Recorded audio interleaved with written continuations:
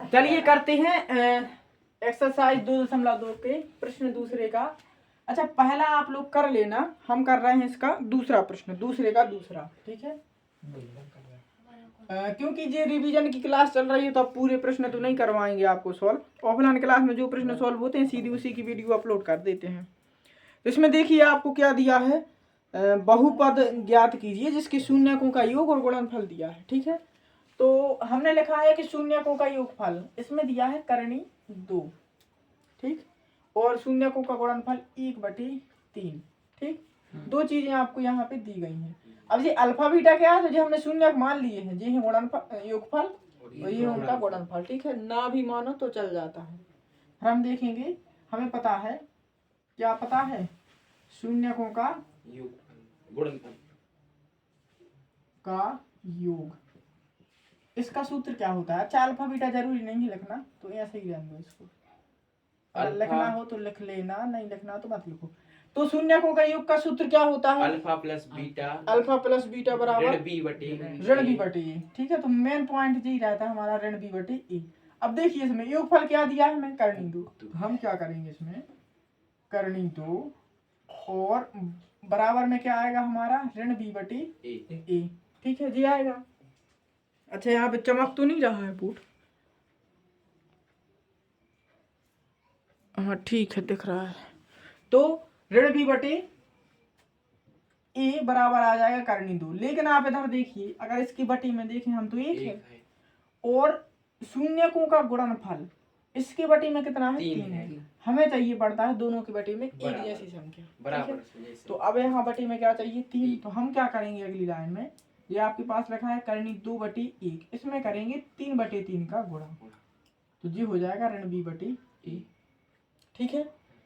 अब जब ये ऋण बी बटी ई हो गया तो फिर हम इस ऋण को भी इस तरफ लाएंगे, तो इन दोनों का गुणा करना है, तो जी हो जाएगा 3 करनी 2 ऋण हो जाएगा, और बटे में आ जाएगा 3 बराबर में बी बटे ए, तो जी बन गया हमारा, ठीक। इसके बाद हम देखेंगे तब यहाँ अगर हम इनकी तुलना करें दोनों की, तो बी का मान कितना है, जो ऊपर वाला मान है वो बी का है, ऋण 3 करनी 2, और ए का मान है वो कौन सा है, नीचे वाला, कितना, 3, ठीक है। तो जी हो गया बी का मान, जी हो गया ए का मान। फिर हम देखेंगे मूलों का, सॉरी शून्यकों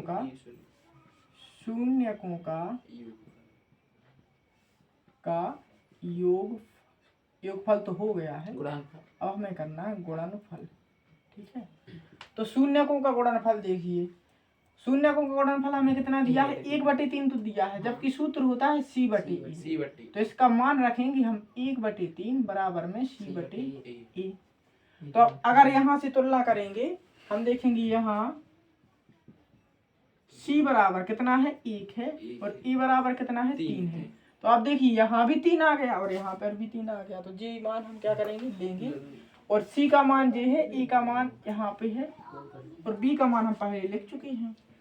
तो हम बनाएंगे इसका आप क्या, द्विघात बहुपद, हम लिखेंगे तब व्यापक द्विघात बहुपद। चलो कोई बोल के बताओ व्यापक द्विघात बहुपद का, द्विघात बहुपद, 1 मिनट, बहुपद ax² plus bx plus c, यही होता है। मैं मान रखने पर, इसमें मान रख देते हैं हम, मान रखने पर, ये याद करना पड़ेगा आपको, ठीक है। तो a का मान कितना आया है, 3, तो 3x², b का मान कितना है, b का है ऋण 3 करनी 2, तो जी धन नहीं लगाएंगे, फिर हम सीधा सीधा क्या लगाएंगे, ऋण 3 करनी 2 x, और c का मान कितना है, 1। तो इसका आंसर चेक कर लो, फिर जी आ रहा होगा आंसर, ये बन गया हमारा व्यापक द्विघात बहुपद। इसकी जैसे करने हैं आपको, पहला प्रश्न इसलिए हमने करवाया नहीं है, और एक प्रश्न और करवाएंगे आपको, और जो भी बताओ आप वो करवा देंगे, ज्यादा प्रश्न नहीं करा रहे हैं इसके, और बाकी प्रश्न आपको। चलिए अब करते हैं इसी का प्रश्न क्रमांक 3। इसमें देखिए शून्यकों का योग दिया है 0।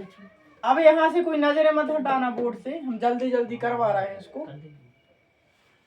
तो शून्यकों का योग 0 और शून्यकों का गुणनफल ऋण 5 करनी 5, ठीक है। तो हम देखेंगे क्योंकि शून्यकों का योग क्या होता है? शून्य को का योग होता है ऋण बी बटे ए।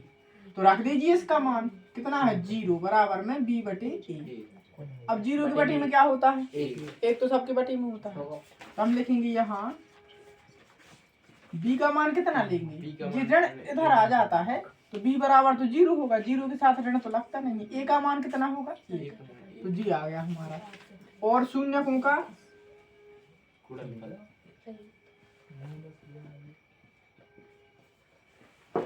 गुणनफल।